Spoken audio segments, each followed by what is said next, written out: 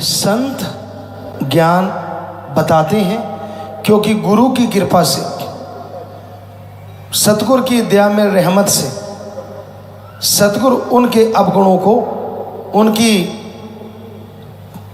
बुराइयों को 100% साफ कर देता है और फिर वो ज्ञान देते हैं, भक्ति करते हैं। तो जो भी कोई उनकी बात मानता है उसके अंदर बाहर माला माल होता चला जाता है। पर गुरु एक ही होता है, गुरु की डार नहीं होती। थोड़ा सिमरण करने लग गए, थोड़ी भक्ति करने लग गए, इसका मतलब ये नहीं होता कि वो गुरु बन गया। गुरु की निगाह में तो सिर्फ गुरु को देखो, उसका बराबर किसी को दर्जा मत दो। अगर ऐसा आप करते हो तो भक्ति कटती है, क्योंकि गुरु पैसा नहीं लेता, गुरु चढ़ावा नहीं लेता, गुरु धर्म जात मजहब के नाम पे लड़ाता नहीं, गुरु कभी किसी को गलत रास्ते पे चलाता नहीं। तो इसलिए गुरु को मानते हो अच्छी बात है, पर गुरु की भी माना करो, ये सबसे अच्छी बात है। सिर झुका देना, सजदा कर देना, ये रीत है, ये इज्जत करने का एक तरीका है। लेकिन वचन मान लेना, ये रूहानियत पे तरक्की करने का तरीका है। दोनों का एक साथ होना जरूरी है, क्योंकि अगर सत्कार नहीं भगवान के लिए तो भावना पैदा नहीं होती, और भावना नहीं तो बिना भावना के किया गया सुमरन किसी काम का नहीं। जब आप राम का नाम जपते हो तो राम में ध्यान दिया करो। सत्संग में बैठे बैठे लोग अपनी निगाह को घुमाते रहते हैं। अब आपकी आंखें हैं, जितनी मर्जी घुमाओ, लेकिन ये आंखों की एक गड़बड़ है। जिस चीज को देखती हैं उसका मोह पैदा कर देती हैं। फिर आप देखना शुरू कर देते हो, ये कौन है, ये कैसा है, ये ऐसा होगा, फिर वैसा होगा, अच्छा ये मुझे देख रहा है या देख रही है। तो आपके हाव भाव बदल जाते हैं। आप थोड़ा सा यूं करके बैठते हैं, अच्छा क्यों, तेरे पर निकल आए क्या? अरे भाई, जैसा तू है वैसा ही अब है और वैसा ही रहेगा, कुछ अलग से नहीं हो गया तेरे। हमने देखा है बच्चे मूंछों पे हाथ मारने लगेंगे या शर्ट को सही करने लगेंगे कि यार मेरे को देखे जा रहा है, मेरे में कुछ है। तो असलियत में ये एक कुदरत ने बनाया था, नर मादा एक दूसरे के प्रति आकर्षित होना कुदरत का नियम था। लेकिन उस नियम को संतों ने और नियम बना के भावना में मढ़ दिया। पति पत्नी की भावना, बहन भाई की भावना, बाप बेटी, माँ बाप और दादा दादी। तो ये खास करके हमारे देश में उसी आकर्षण को भावनाओं में बदल दिया। अदरवाइज तो पशुओं की तरह सिर्फ एक ही स्त्री पुरुष की भावना रहती। लेकिन संतों का जितना धन्यवाद करें, जितना शुक्राना करें, उतना कम है कि उन्होंने भावनाओं को एक नाम दे दिया। अट्रैक्शन को, वो जो आकर्षित होते हैं एक दूसरे के प्रति, उसकी एक नाम रख दिया। तो होता यही है कि हम जब देखते हैं तो हमारी भावनाएं उसका रूप ले लेती हैं। लेकिन कई लोग ऐसे होते हैं जिनकी भावनाएं बेलगाम होती हैं। वो जिसको भी देखते हैं बस एक ही भावना होती है, काम वासना, गलत सोच, नेगेटिव थॉट्स, हर टाइम वही भावना चलती रहती है। इससे तंग आने की जरूरत नहीं है। इससे परेशान होने की ज़रूरत नहीं है। बस सुमरण करके रोज़ प्रार्थना करो कि भगवान मेरे में आज जो भी नेगेटिविटी आई, गलत भावना आई, वो कभी आप किसी को कहते हो कि इसका ये हो जाए, उसका वो हो जाए, तो उसके बारे में बोलो कि मेरे ऐसे सोचने से कभी किसी का बुरा ना हो, मेरा गलत सोचने से वो गलत काम ना हो। बस 5 मिनट सुमन कर लो, सारे दिन के पाप का पत्ता साफ। कितना आसान तरीका है। 2 मिनट कर लो, करो तो सही।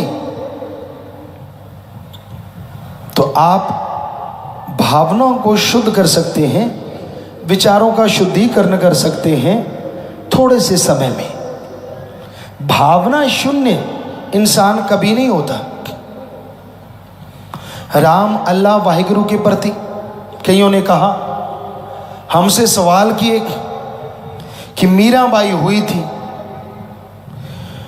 और मीरा जी ने भगवान को पति बना लिया, ये भावना सही है? आप एक मीरा की बात करते हैं। जितने संत आए, गुरु, पीर, पैगंबर आए, ज़्यादातर ने अपने आप को आत्मा रूप में भगवान की पत्नी बना के उससे इश्क किया है। आप पढ़ के देख सकते हैं कि भगवान अल्लाह, वाहिगुरु, गॉड, खुदा, राम, तो किसी ने लिखा है महिला, किसी ने कुछ, किसी ने कुछ। तो वो भावना गलत नहीं है, क्योंकि वो ईश्वर माँ है, बाप है, सगा है, संबंधी है, यार है, दोस्त है, मित्र है। और कोई कोई होता है जो उसे अपना पति भी बनाता है, जैसे मीरा जी।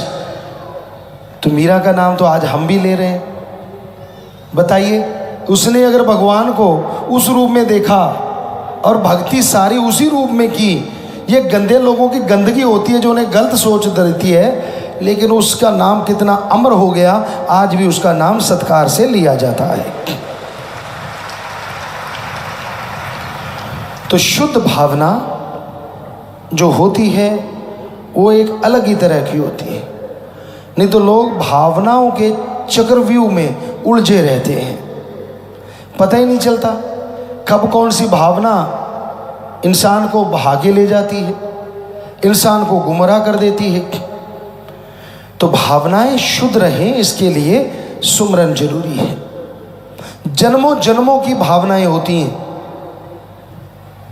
किसी और शरीर में हो सकता है, किसी मनुष्य शरीर में भी काल महाकाल की भक्ति करी, ये सोच के कि भगवान की भक्ति है, तो उसको जन्म मनुष्य का जल्दी मिल जाता है और फिर भगवान जी से प्यार उनका अडोल हो जाता है।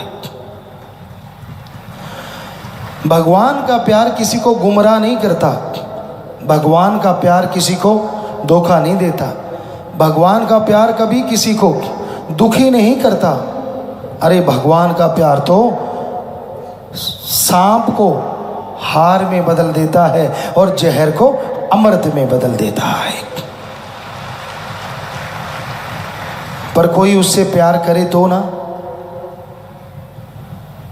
पैसे से प्यार, जमीन जायदाद से प्यार, पता नहीं किन किन चीज़ों से लोग प्यार में उलझे रहते हैं। हम नहीं कहते कि इनसे प्यार ना करो, करो, लेकिन एक हद से ना गुजर जाओ।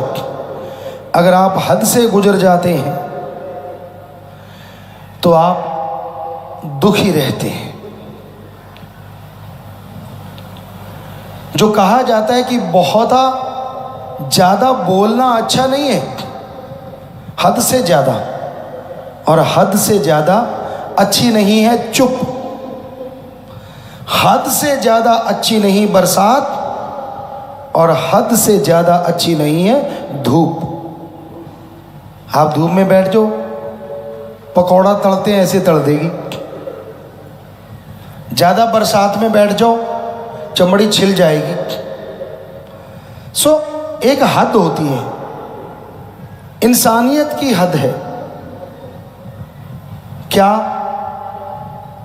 अगर वो सारी जिंदगी में अच्छे नेक काम भले करता है तो लोग सारी उम्र याद रखते हैं, और हद से जरा सा इधर होके अगर कोई बुरा काम कर डालता है तो लोग कभी उसका नाम लेना नहीं चाहते।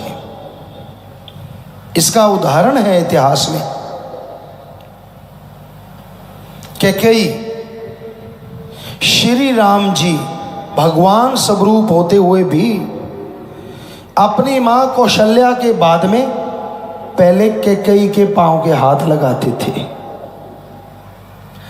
और इंसानियत की रेखा से जरा सा इधर हुई, मोह ममता में पड़ गई, राम जी को उसी को वनवास दिला दिया। आज हमें नहीं लगता यहां जितनी लड़कियां बैठी हैं किसी का नाम कैकेयी होगा या मंथरा होगा, नहीं है। क्यों? क्योंकि कोई नाम लेना पसंद नहीं करते जब लोग इंसानियत से गिर जाते हैं। और कौशल्या पता नहीं कितनों के नाम होंगे। सो कहने का मतलब सच्चाई यही है, वास्तविकता यही है कि इंसानियत पे रहो। इंसानियत से हट गए तो आप दुखी होते रहोगे, परेशान होते रहोगे। दिल में भावना रखो दूसरों को खुश करने की, लेकिन उस खुश करने के लिए अगर मर्यादा भंग होती है, अगर इंसानियत से हैवानियत या शैतानियत में आप जा रहे हैं तो कभी भी किसी को खुश करने की जरूरत नहीं है। अच्छे कर्मों से खुश करो, मर्यादा में रह के खुश करो, ये है इंसानियत। ईश्वर ने अगर आपको ओहदा बख्श दिया, आप बड़े ऑफिसर हैं,